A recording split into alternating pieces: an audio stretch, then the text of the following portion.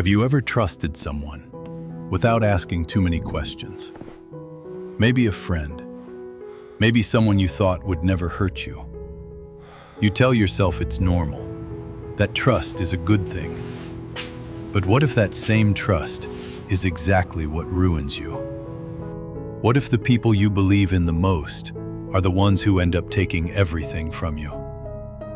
This is the story of a man who trusted too easily and paid for it with his entire life. Stay with me until the end.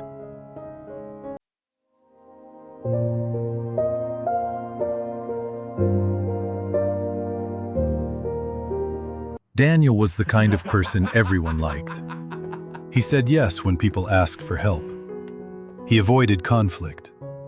He believed that being a good person meant trusting others.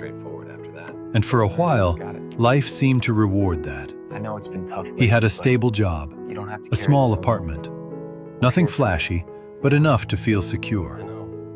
More importantly, he had people around him. Friends he laughed with, ate with, shared his life with. He wasn't rich, but he wasn't struggling either. And maybe that's why he never questioned anything. Because when life feels stable, you assume the people in it are safe too. But there was one thing Daniel never learned. Not everyone who smiles at you is on your side. One day, a friend approached him with an opportunity. Easy money, he said. Low risk. I already checked everything. Daniel hesitated, but only for a moment. Because this wasn't just anyone. This was someone he trusted. Someone he had known for years. Someone who had been in his home, sat at his table, shared his life. So he signed. Daniel didn't read the fine print, not because he couldn't, but because he didn't think he had to. That's what trust does. It lowers your guard. It convinces you that questions are unnecessary. And for a moment, everything felt normal. They even celebrated the deal, laughed, shook hands, made plans for the future.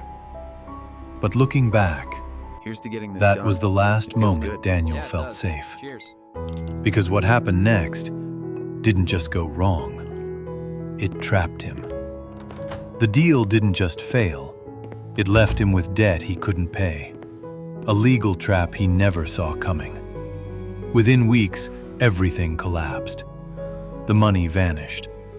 But the consequences? They stayed forever. At first, he thought it was just a mistake. He called his friend. No answer. He sent messages. No reply. At first, Daniel defended him. Maybe he's busy. Maybe something happened. That's what we do when we trust someone. We protect them, even when they hurt us. But deep down, Daniel felt it. Something wasn't right. Then came the moment that broke him completely. He opened his phone and saw the truth he couldn't ignore. Photos online.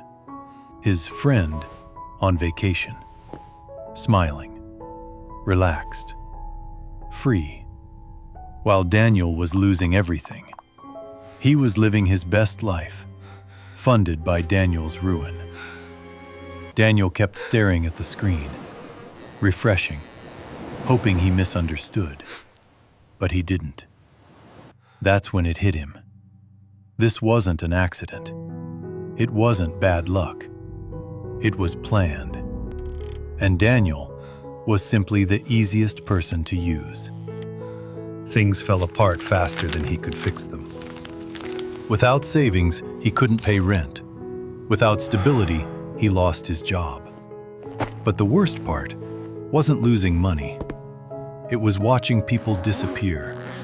The same people who once said, "I got you, you can count on me," were suddenly too busy, too far, too silent. Daniel stopped calling people because every unanswered call felt heavier than the last. He stopped explaining his situation because no one was really listening. And slowly, He stopped expecting anything from anyone. Not help, not support, not even honesty. He started to understand something painful. When you have nothing, you become invisible. And that's when loneliness truly begins. Not when you're alone, but when you realize no one is coming. Winter came. Cold, quiet, unforgiving.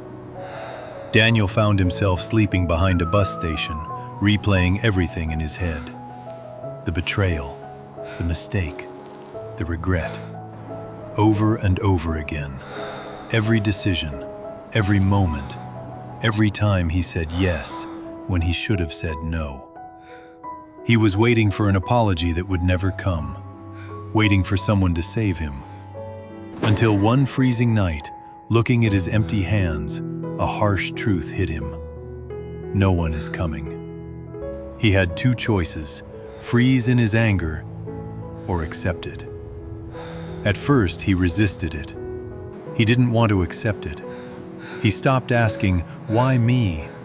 and started whispering something else. Not to God, not to the universe, but to himself. "Thank you for the lesson." It felt fake at first, empty, and nothing changed. I just need some sleep. He was still cold, still broke, still alone.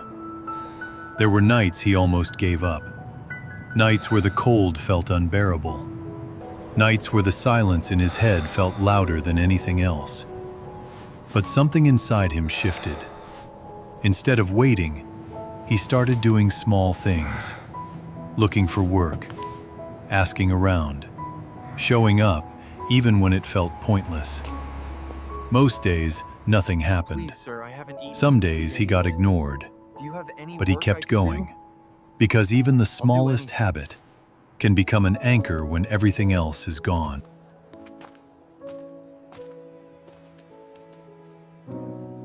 Slowly, something changed. Not overnight, not dramatically, but gradually. He noticed small things again. A kind stranger, a warm drink, a moment of sunlight. For the first Here, let me time, help you out. he didn't feel It's yours completely if you want it. broken.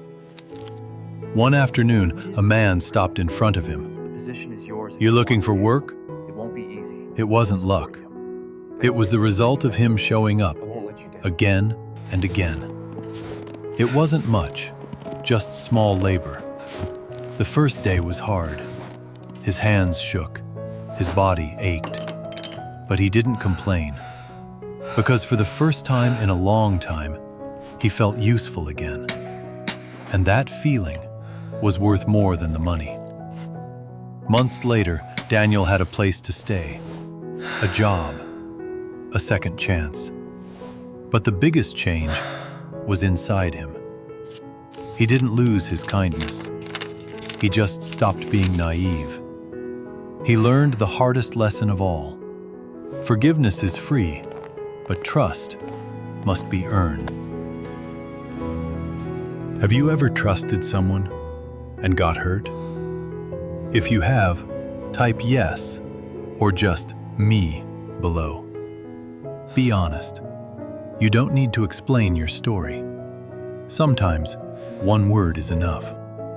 Because someone reading your comment tonight might realize they're not alone.